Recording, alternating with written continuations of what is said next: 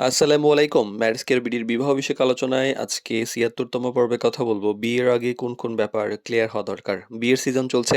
অনেক বিয়ে হলো, এখনো হচ্ছে। তো বিয়ে আসলে যে দীর্ঘমেয়াদী একটা সম্পর্ক তা নয়, বরং একটা দীর্ঘমেয়াদী দায়িত্ব। তো অনেক সময় দেখা যায় যে বিয়ের আগে কিছু গুরুত্বপূর্ণ বিষয় পরিষ্কার থাকে না, যার ফলে পরে ভুল বোঝাবুঝি হয় এবং সমস্যা তৈরি হয়। তাই বিয়ের আগে কিছু বিষয়, একদম বেসিক বিষয় স্পষ্ট থাকা খুবই দরকার।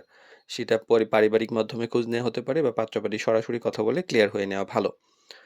তো প্রাথমিকভাবে হচ্ছে দিনদারিতা বা জীবনধারার একটা ব্যাপার থাকে যে ২ জনের ধর্মীয় চর্চা, মূল্যবোধ, জীবনধারার ধরন, আ মা কেমন জীবনযাপন করে এই ব্যাপারগুলো গুরুত্বপূর্ণ। যেমন নামাজ, পর্দা, হালাল হারাম সম্পর্কে দৃষ্টিভঙ্গি, এই ব্যাপারগুলা ভবিষ্যতে জীবনে কিন্তু বড় প্রভাব ফেলে। তো অনেকেই আছেন, অনেক পাত্র আছেন যে হয়তো নিজে দিনদার না, কিন্তু দিনদার পাত্রী খুঁজছেন। কিন্তু দিনদার পাত্রীকে যে ওই স্পেসটা দেওয়া সেটা কিন্তু অনেকে দিতে পারে না, যার ফলে পরে ঝামেলা হয়।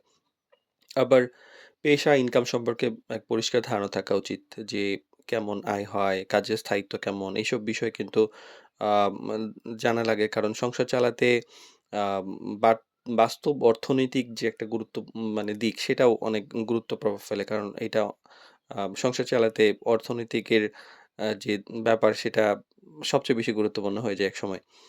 বাসস্থান এবং লোকেশন এর একটা ব্যাপার যে বিয়ের আগে কে কোথায় থাকবেন? মানে বাবার সাথে পরিবারের সঙ্গে থাকবেন নাকি নিজের পরিবারে নাকি আলাদা হয়ে এই ব্যাপারগুলোও আলোচনা করা ভালো।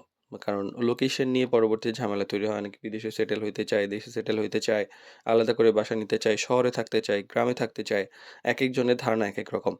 পারিবারিক কিছু প্রত্যাশা থাকে যেমন আ যৌথ পরিবারে থাকা, পারিবারিক আ মানে দায়িত্ব নেওয়া, আত্মীয়স্বজনদের সাথে সম্পর্ক ব্যালেন্স করা এটা অনেকেই কমফোর্টেবল, অনেকেই না। আজকাল যে সমস্যাটা হয়েছে যে অনেকেই আছে যে একান্নবর্তী পরিবারে বাবা-মার সঙ্গেই শুধু বড় হয়েছে।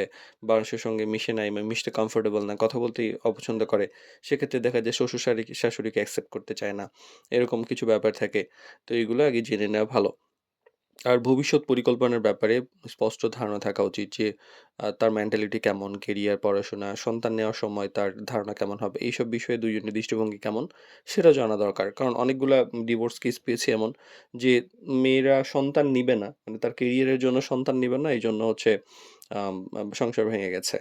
মানে হাসব্যান্ড চাচ্ছে সন্তান নেওয়ার জন্য, স্ত্রী নিবে না। তো এইটা মানে ভবিষ্যতের জন্য না হয় এটা খেয়াল রাখতে হবে।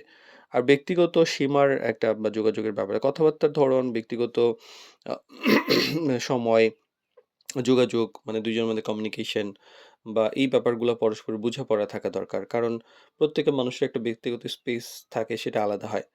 আর পূর্বের কোনো গুরুত্বপূর্ণ তথ্য আছে কিনা সেটাও ক্লিয়ার করা উচিত যে অনেক সময় হয় কি যে বিয়ের আগে আগে বিয়ে হয়েছে কিনা বা কোনো আ মানে মেন্টাল কোনো ডিস্ট্রাকশন আছে কিনা বা অন্য কোথাও এঙ্গেজ কিনা বা এই অন্য কোনো জায়গায় হচ্ছে উনি ডিস্টার্বড কিনা বা এই ব্যাপারগুলা ক্লিয়ার থাকা ভালো। কারণ বিয়ের মতো একজন তো না, ২ টা পরিবারের টোটাল একটা রিলেশন থাকে। সেই জায়গায় এই জায়গায় সততার সঙ্গে এগুলো শেয়ার করা এবং এই সততার সঙ্গে ডিসিশন নেওয়া উচিত।